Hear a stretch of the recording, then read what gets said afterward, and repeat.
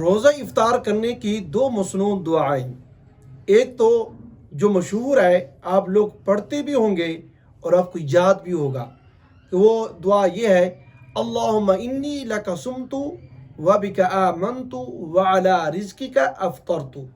لیکن یاد رکھنا یہ مصنون دعا نہیں ہے۔ مصنون دعا وہ ہوتی ہے جس دعا کے الفاظ جو ہے نا رسول اللہ صلی اللہ علیہ وسلم کی زبان مبارک سے ادا ہوئے ہوں، وہ مصنون دعائیں ہوتی ہیں۔ لیکن ابھی جو میں نے آپ کو یہ جو دعا پڑھ کر سنائی ہے یہ مصنون دعا نہیں ہے۔ ہاں بزرگوں کی بنائی ہوئی یہ تو دعا ہے، اس کو مصنون نہ سمجھا جائے۔ بغیر اس کو مصنون سمجھے ہوئے دعا پڑھ لیتے تو کوئی حرج نہیں ہے، لیکن یہ مصنون دعا نہیں ہے۔ مصنون دعا کون سی ہے میں آپ لوگوں کو بتاتا ہوں، اب اس کو اچھی طریقے سے یاد کر لیں۔ جو حدیث مبارکہ میں روزہ افطار کرنے کی دعائیں بتلائی گئی ہیں وہ دعا یہ ہے جو ابھی میں آپ کو لوگوں کو پڑھ کر سنوں گا، کیونکہ روزہ افطار کرنے کی دعا کے بارے میں بہت زیادہ سوال پوچھا جا رہا ہے۔ کیونکہ مسلمان بھائی جو ہے نا جب چیزیں افطاری کے لیے رکھی جاتی ہیں نا تو پھر کم از کم تو اتنا تو ضرور کرتی ہیں کہ بھئی یہ دعا لازمی پڑھتی ہیں۔ روزہ افطار کرنے کی دعا لمبی چوڑی دعا تو نہیں کرتے، لیکن اتنی چھوٹی سی دعا لازمی پڑھتی ہیں۔ حالانکہ لمبی دعا بھی کرنی چاہیے کیونکہ وہ قبولیت کی گھڑی ہوتی ہے۔ جب روزہ کے افطار کا وقت ہوتا ہے نا اس وقت رحمتوں کا نزول ہوتا ہے، تو اس وقت دعائیں لازماً ہی کرنی چاہیے، ہر مسلمان کو کرنی چاہیے۔ اپنے مرحومین کے لیے دعائیں کریں، اپنے مستقبل کے لیے دعائیں کریں، اپنی صحت اور عافیت کے لیے دعائیں کریں، اپنی والدین کے لیے دعائیں کریں۔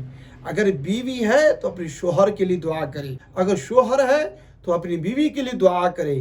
یعنی کہ غرض اپنی تمام رشتہ داروں کے لیے آپ دعا کریں، وہ رحمتوں کا نزول ہوتا ہے اور قبولیت کی گھڑی ہوتی ہے کہ تو آپ کی دعا قبول ہوتی ہے۔ تو یاد رکھیں دعا مانگنے کا بھی ایک طریقہ کار ہوتا ہے۔ ایسا نہیں ہے کہ بھی آپ ایسے منہ اٹھا کے دعا کرتے رہیں پھر آپ کہیں یہ تو ہماری دعا قبول ہی نہیں ہوتی۔ اگر آپ کومنٹ میں بتاتے ہیں کہ بھی دعا کرنے کا مصنون طریقہ کون سا ہے تو انشاءاللہ اس موضوع پر بھی میں ویڈیو بنا دوں گا، اگر آپ کومنٹ کریں گے تو انشاءاللہ، ٹھیک ہے، کہ دعا مانگنے کا صحیح طریقہ کیا ہے، کس طریقے سے دعا مانگی جائے تو دعا قبول ہوگی۔ چلیں چلتے میں آپ لوگوں کو بتاتا ہوں کہ روزہ افطار کرنے کی دعا کون سی ہے۔ دو دعائیں ہیں جو حدیث مبارکہ میں آئی ہیں۔ ایک تو یہ ہے کہ جب ہم روزہ افطار کرتے ہیں تب یہ دعا پڑھتے ہیں، دوسری دعا جو ہے نا وہ روزہ افطار کرنے کے بعد پڑھی جاتی ہے۔ لیکن ہم روزہ افطار کرتے وقت تو دعا پڑھ لیتے ہیں، لیکن روزہ افطار کرنے کے بعد جو رسول اللہ صلی اللہ علیہ وسلم دعا پڑھا کرتے تھے اس کو ہم چھوڑ دیتے ہیں، حالانکہ وہ بھی دعا بڑی ہی برکتوں والی ہے، وہ بھی پڑھنی چاہیے، ٹھیک ہے۔ سب سے پہلے میں آپ لوگوں کو بتاتا ہوں کہ بھئی وہ مصنون دعا کون سی ہے روزہ افطار کرنے کی جو رسول اللہ صلی اللہ علیہ وسلم سے ثابت ہے۔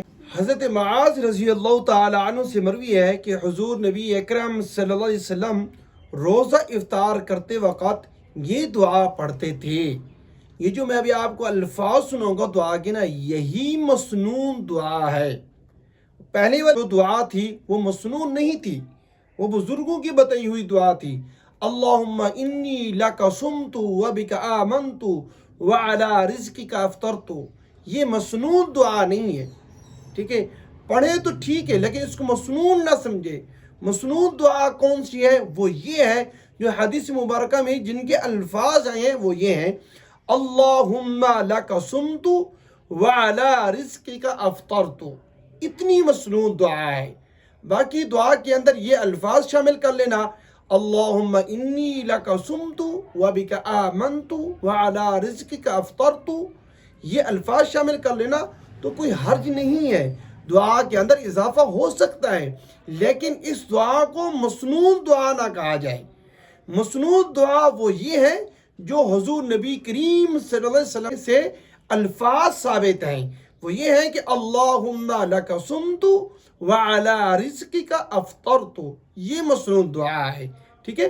روزہ افطار کرتے وقت آپ یہ دعا کم از کم لازمی پڑھا کریں، اور اس کی بہت بڑی فضیلت ہے کہ اے اللہ تیری وجہ سے میں نے روزہ رکھا اور تیرے ہی رزق سے इसी रोजे को मैंने इफ्तार किया है। इसका मतलब ये है, ठीक है। और ये दुआ जो है ना बहुत बड़ी बरकत वाली दुआ है, ठीक है।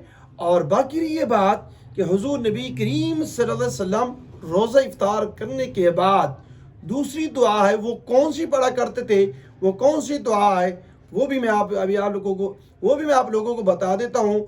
और आप इस स्क्रीन पर भी देख सकती हैं कि ये दुआ आपको नजर आएगी। आप इसको अच्छी तरीके से याद कर लें ताकि आप आइंदा भी इस दुआ का एहतिमाम करते रहें।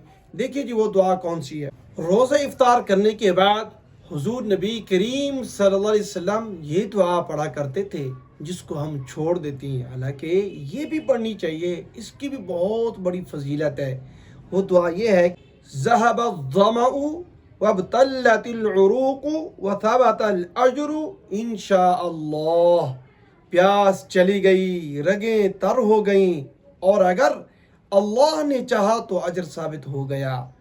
तो देखिए कितनी बड़ी फजीलत वाली दुआ है। तो इस दुआ को आप लाजमी पढ़ा करें। रोज़ा इफ्तार करने की दुआ भी पढ़ें और रोज़ा इफ्तार करने के बाद ये भी दुआ पढ़ा करें। ये भी हुजूर नबी करीम सल्लल्लाहु अलैहि वसल्लम से साबित है, ठीक है। और मसनूद दुआ का एहतिमाम किया करें, ठीक है। मुझे उम्मीद है आपको ये मेरी बातें समझ में आ गई होंगी। वीडियो अच्छी लगे इसको लाइक ज़रूर करें और हमारे चैनल को लाजमी सब्सक्राइब करें और ज़्यादा से ज़्यादा वीडियो आगे शेयर करें ताकि और भी मुसलमान भाई इससे फ़ायदा उठा सकें। शुक्रिया, जज़ाकल्लाहु खैरा।